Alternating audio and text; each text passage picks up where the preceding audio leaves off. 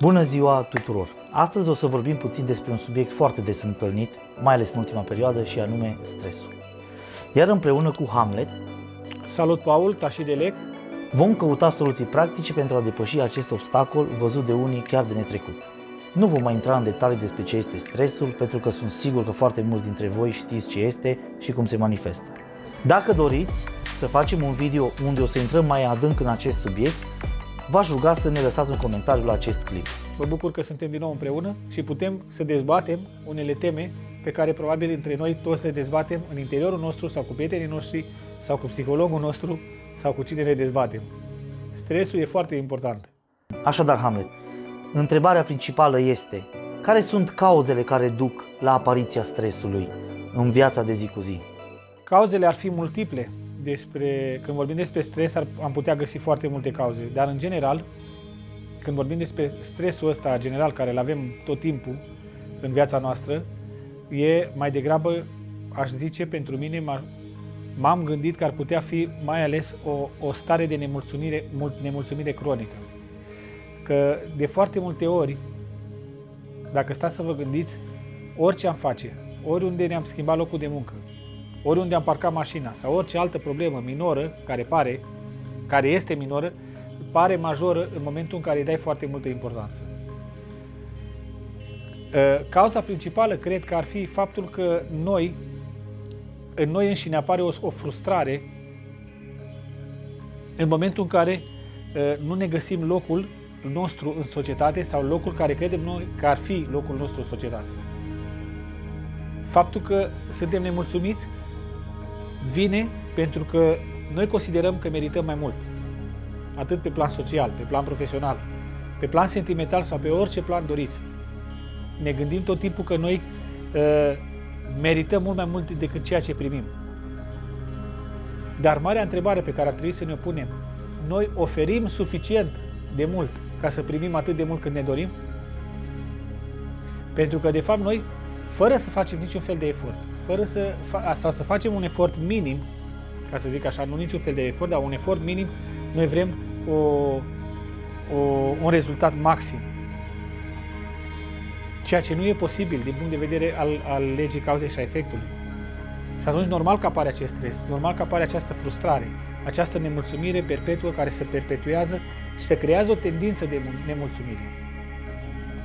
Ca să putem fi mulțumiți cu ce se întâmplă în afara noastră, în jurul nostru, pe stradă sau oriunde altundeva, la muncă sau oriunde vreți, în primul rând ar trebui să fim mulțumiți cu noi înșine. Nu avem cum să fim mulțumiți cu mediul nostru înconjurător, cu lumea care ne înconjoară, atunci când noi nu suntem mulțumiți cu noi înșine. Ne simțim frustrați de viața pe care o avem și dăm vina pe tot felul de factori externi, tot felul de lucruri dar nici într-un caz nu ne gândim că noi am putea fi vinovați. Noi nu am creat cauzele suficiente, nu am muncit suficient de mult, nu am învățat suficient de mult, nu am iubit suficient de mult, nu am fost suficient de generoși ca să putem să ne bucurăm de rezultatele acelei fericiri sau acelei bunăstări pe care noi o căutăm. Că de fapt asta ne dorim. Bunăstare, comoditate și așa mai departe. Dar ca să obținem toate astea, trebuie să facem și noi ceva. După părerea mea, cauza principală, bineînțeles putem discuta foarte mult pe tema asta, dar vorbind așa foarte pe scurt, cauza principală este faptul că suntem frustrați.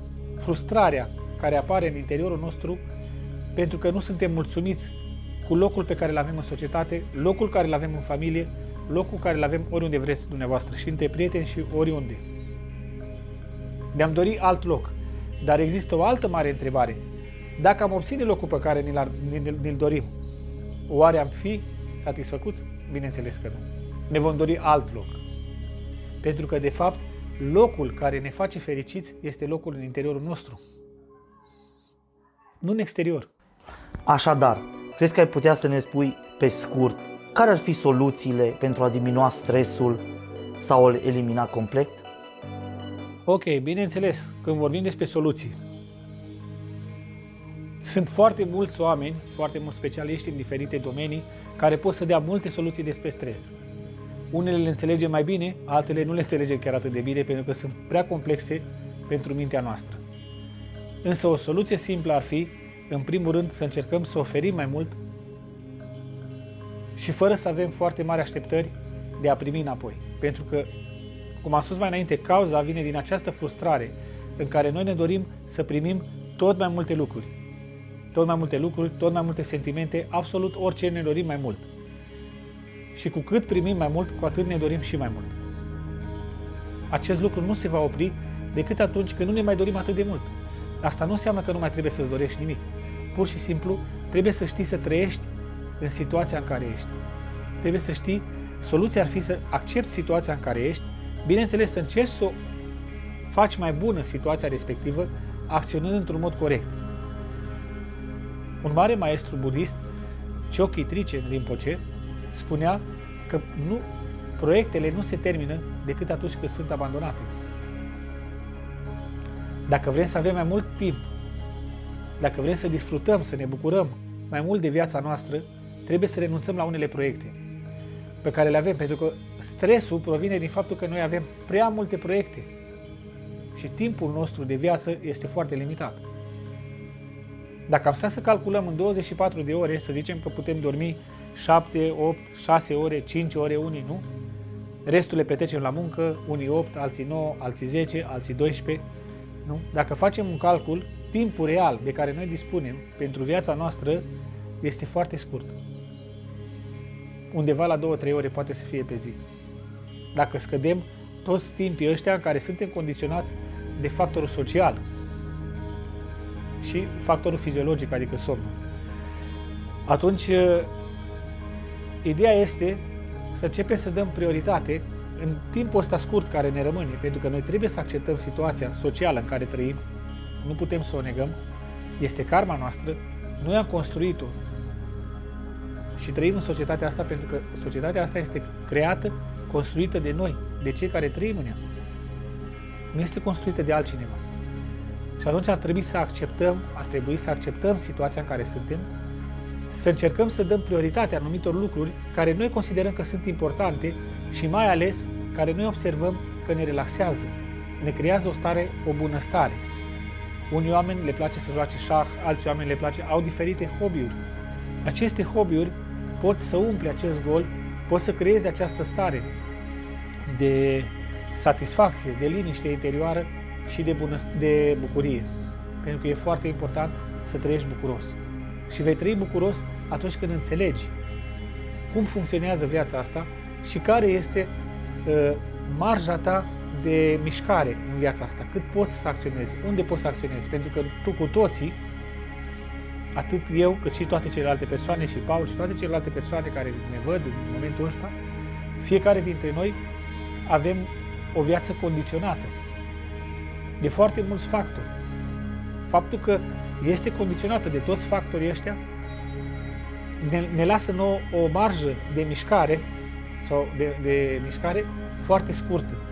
Dar în marja aia scurtă noi putem să creăm priorități. Să dăm prioritate la lucrurile care cu adevărat ne fac bucuroși, ne fac fericiți.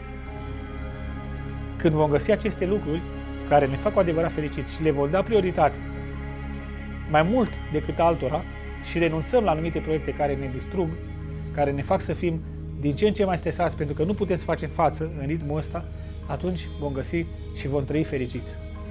Și stresul nu zic că va dispărea complet, dar cel puțin putem să reducem foarte mult nivelele astea de stres și de tensiune, pentru că e o tensiune în interiorul nostru. Dacă vă doriți să aflați mai multe lucruri sau împreună să dezbatem lucrurile astea, puteți să ne scrieți pe pagina noastră și putem să pregătim un direct pe tema asta în care să participați cu toți cei care vă uitați la acest material și împreună putem să-l dezbatem.